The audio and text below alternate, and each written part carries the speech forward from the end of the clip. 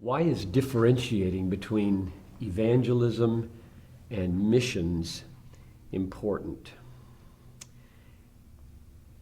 I think it's important because it's easy to lose missions if you define everything as evangelism.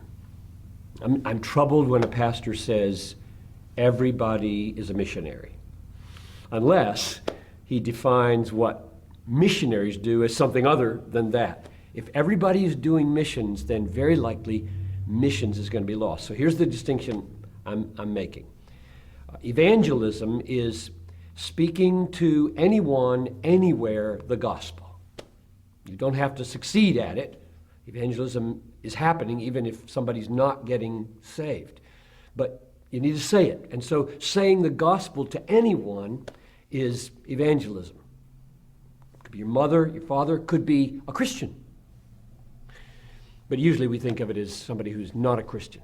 Missions is doing that by crossing a culture. Usually involves learning a language, learning new cultural things, where there is no church in which people are doing evangelism of those in that culture.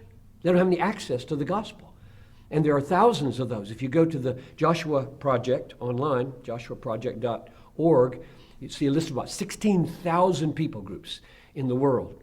And I think the recent listing I saw was something over 6,000, where the church either is totally missing or exists so weakly that there isn't a self-sustaining base from which evangelism can happen.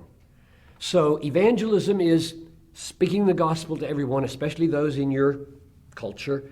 Missions is realizing there are cultures and linguistic groups that don't have anybody in them to do that, and therefore we must make a special effort to learn languages, learn cultures, do all the anthropological, methodological thought that is necessary in order to be effective culture crossers to plant a church there who would then do evangelism.